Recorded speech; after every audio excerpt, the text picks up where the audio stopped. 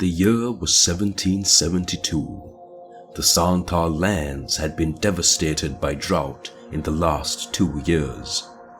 As people died from hunger and malnutrition, the East India Company government were more focused on successfully exploiting the tribal lands instead of providing relief. Out of the dust rose India's first freedom fighter, Tilka Manjhi, who led the first fight for independence from the hands of the British.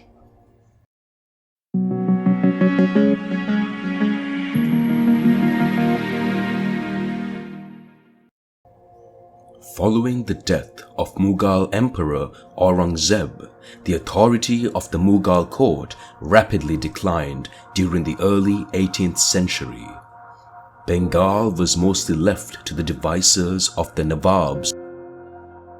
The Santhals had harsh taxes imposed on them by the Zamindars put in place by the Nawabs.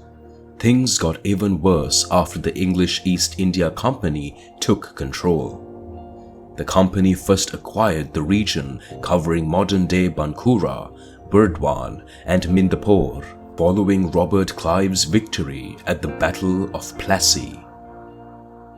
In 1765, Emperor Shah Alam II granted the Divani of Bengal, Bihar and Orissa to the East India Company, which saw more Santhal land coming under the control of the company. Taxes were increased as the company exploited the tribal communities, later taking control of the land on the pretext of unpaid debt.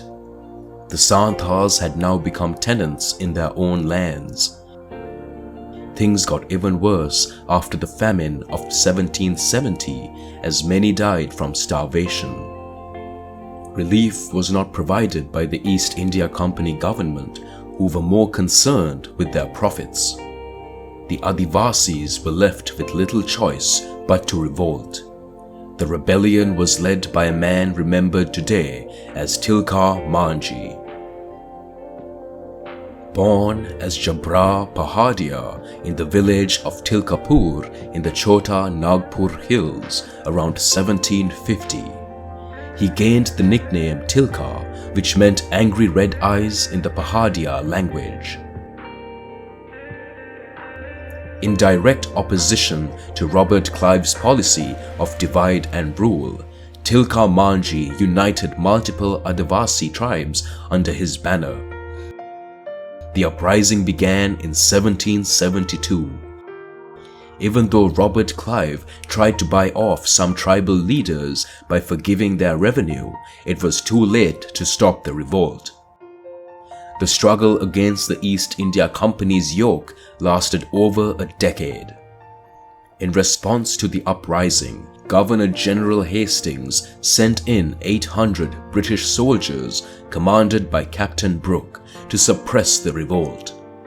In 1778, August Cleveland took control following the successful Adivasi attack on the Punjab regiment at the Ramgarh cantonment. Cleveland was an efficient administrator and brought a number of tribes back under the company's control. However, Cleveland wouldn't live long enough to finish his work.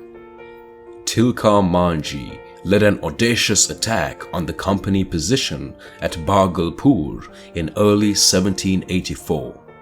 The tribals were mainly armed with bows and arrows as opposed to the modern armaments of the company's forces. The fighting was fierce, and Tilka himself is said to have killed August Cleveland, his arrow striking the officer and throwing him off his horse. Governor-General Hastings then sent in a strong British force led by Lieutenant General Coote. His mission was to capture Tilka Manjhi, dead or alive. Although we don't know what happened for sure, Tilka Manjhi is believed to have been betrayed. The British attacked his camp and the revolutionaries were caught off guard.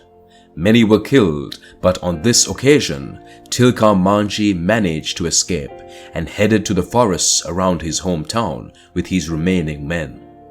the company forces surrounded the area and cut off supplies. Tilka Manjhi and his men had to choose between starvation and battle. He led his men into one last battle against the company's forces in early 1785. The men were no match for the well-rested British force and were quickly routed. The British managed to capture Tilka Manjhi alive, and they had a horrific death waiting for him. He was tied to horses and dragged along the road all the way to Bhagalpur and hung soon after. He was only 35 at the time of his death. Even though he has been largely forgotten by history books today, many call Tilka Manjhi India's first freedom fighter.